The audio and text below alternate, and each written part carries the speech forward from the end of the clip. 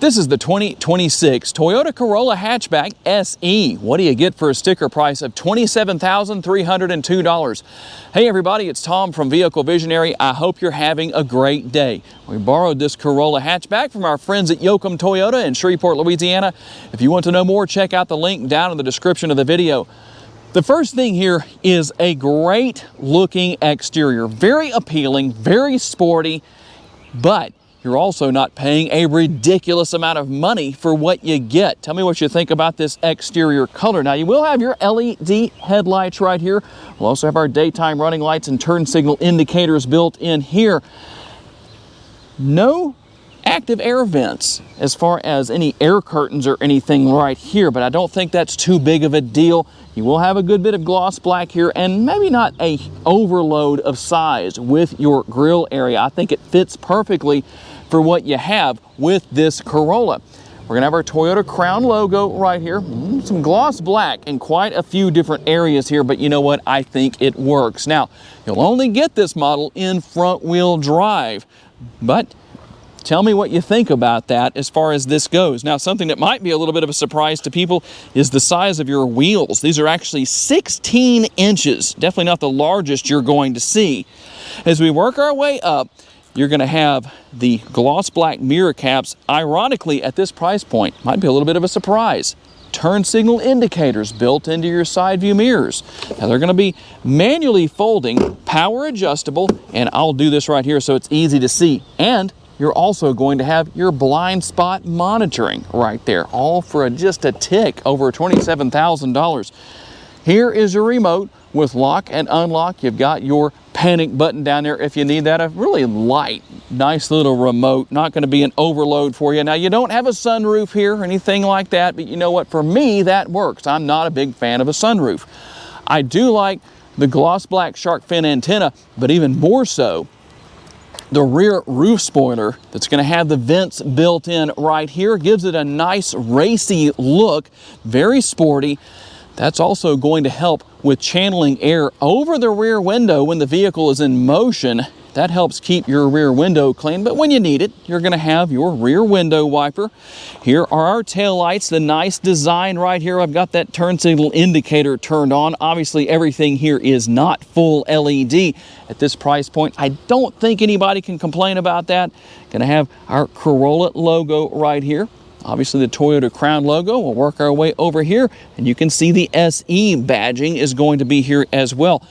What I think is nicely placed gloss black will finish things off here on the bumper. A little bit of body color on the top and the bottom of that area, but I think Toyota did a very nice job with this overall design. And for those that don't need a lot of horsepower, you definitely don't have that here. You're going to get some good gas mileage because you have a 2-liter 4-cylinder engine that is mated to a CVT, only making 169 horsepower, 151 pounds-feet of torque, 0 to 60 a little over 8 seconds, and top speed is about 110 miles per hour. Now, without a bunch of hamsters running the wheel to get you down the road, what kind of MPGs can you expect? Well, for once, the sun is in the right place where you can see this really well. Here's what we're looking at. 32 city, 41 highway, 35 combined, and 2.9 gallons of gas per every 100 miles driven. When it comes to gaining access to your gas tank, the release right there on the floor is what you need to pull. And then obviously, the gas door is right here. You will not have capless fuel fill, but instead a gas cap. That seems to be more popular with a lot of people. It's a 13.2 gallon gas tank. And on a full tank of gas, you should be able to drive about 422 miles in the city, 541 out on the highway. To gain access to your cargo area, there is a release right here. We just push on that. You'll have to lift up a little bit to get that to work, but the dampening takes over and you can gain access to your up to 17.8 cubic feet of cargo space. Now, the cargo cover is removable right here. If you want to take that out, it's not difficult to do. You'd have the Spider cargo net. Now, I've unreleased it right here. It'd normally be hooked in right there, but there's a reason why I released that, because I'm going to come right here and show you something that's very important. You have a spare tire and all the tools you need to change that tire. Thumbs up for not having a tire repair kit. Now, depending on how tall you are, you may want to sit in the front seat. Call shotgun, grab the remote, and drive. You can see I don't have a ton of space above my head. I'm 5'10", but I do fit back here okay. I could actually be comfortable here for a while. One thing that is missing back here is you cannot adjust the position of the seat backs. No recline built in, not a huge deal, but just so you know, that's the situation. We will find the fold-down armrest with the cup holders built in. Cloth interior, you've got the nice design right here, so that's going to work. Your latch system is here, and you will have to do something with the covers.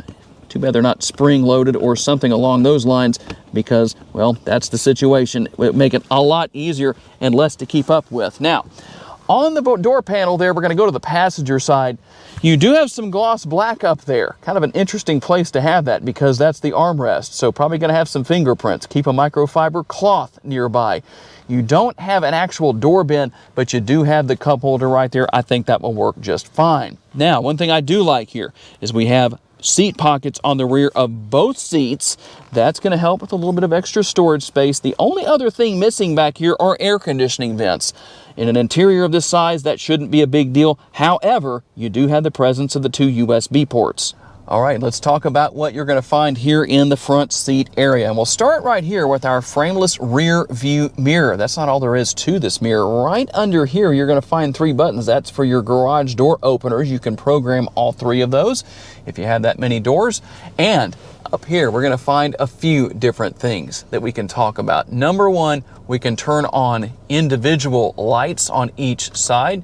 You can turn them all on, or depending on how you set this button right here, when you open the doors, if you want the lights to come on, you can do that. If you want them to stay off when you open the doors, you can just leave it like that, where it's out as it is right there.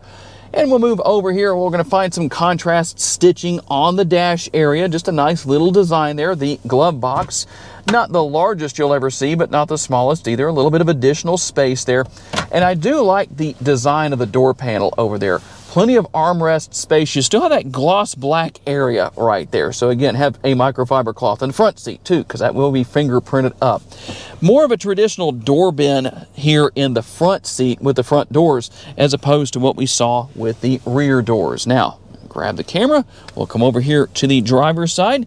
Here's where you lock and unlock your windows, obviously your doors. You control everything with your side view mirrors right here, depending on what you need to do. Something that might surprise you is that you have 1 touch down and 1 touch up windows at all 4 doors. Something you don't normally see at this price point. I will just show you a few of the controls that are here, including this release that allows you to adjust the tilt and telescopically adjustable steering wheel. You have all of your steering wheel mounted controls here for everything such as the radio, cruise control, all of that's going to be here. You also have shifter paddles on the back of the steering wheel. So if you want to have a little bit more of a sporty driving experience, you can do that there. Your front and rear window wiper control right there. And you control your lights right here, the exterior lighting front and rear. You can leave it on auto if you want to. You also use your turn signal indicators or blinkers right there for those who have been to blinker school and know how to do that. Now, you can go through a few different things here as far as your driver's display goes, and all I'm doing is just using the arrows right here. If I need to go into something, I can hit OK, or we can go back, whatever we need to do right there. It's very easy to deal with. Now, technology-wise with the center screen, one thing I like about Toyota is you don't have an overload here. So you don't need too much going on where that's concerned. You can come in here and make quite a few adjustments depending on what you need to do. You can wirelessly pair your smartphone with Apple CarPlay and Android Auto. You can come in here into your trip information. If you need to do that, we can go over here to history. You can also clear everything if you want to. We can also come up here to information for our phone, radio. You do have built-in navigation, but I won't be able to show you that right now. What I can show you is our rear view camera. Now, you only have the one view, but there it is if you want to take advantage of that. And we will go back out of that and come down here to our single zone climate control right down here in this area. So you can adjust temperature, fan speed. You got a few other things you can select right here. At this price point, I don't think it should be a big surprise that it's single zone, but one thing that might be a surprise is what's underneath this area right down here. A wireless charging pad. Might be a little bit of a surprise to some people to see that there. So for less than $28,000, that's what you get. Now, you also have your traction control button right here. Your drive mode selector is here. You're going to have a couple of different driving modes that will include normal, eco, and sport.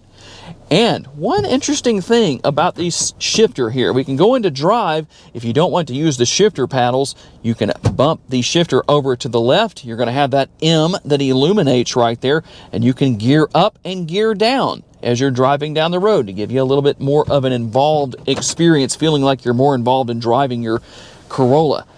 Brake hold mode right here, you can turn that on and off. You're also going to have your power parking brake and your cup holders.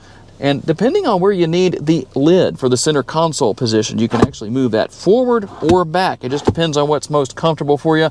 When we push that back, we can open that up. Not a ton of space in there, but you can see that there is a little bit.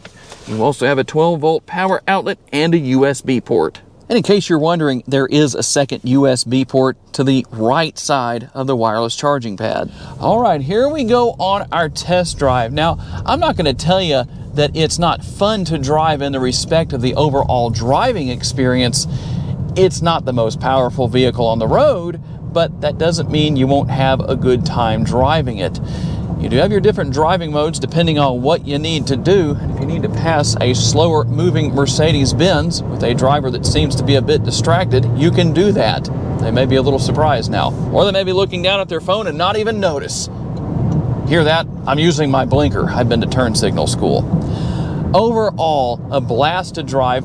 Pretty comfortable ride quality. Maybe not the most comfortable thing on the road, but I tell you what, for the price point and what you have here, I think it works just fine. It doesn't absolutely beat you to death. It may not have Cadillac smoothness, but I think it's good enough. I'd say acceptable. The seats themselves seem to be pretty comfortable. A little bit of bolstering built in, so if you do happen to go out on a stress-relieving drive, spirited drive sometime in the country, that is going to help you out. And overall, definitely a fun car to drive. All right, we had to make a quick turnaround in the parking lot, so we'll get on it a little bit here, not too much.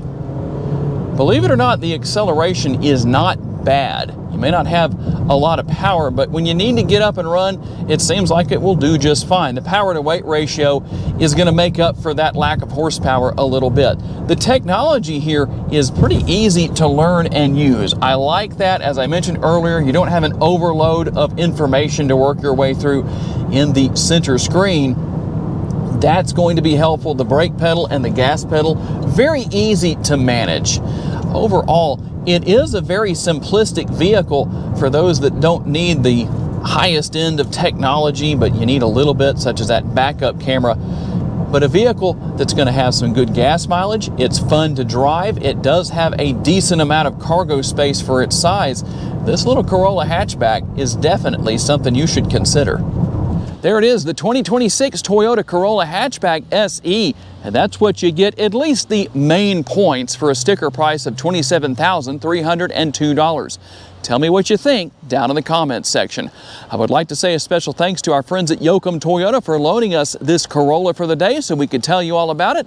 And a special thanks to all of you for being kind enough to give us the opportunity to give you a vision for your next vehicle.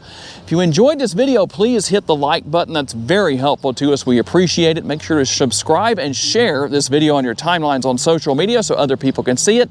And if you would like to learn about additional vehicles you may wish to consider purchasing, check out the video that's on the screen right now, and we'll see you there.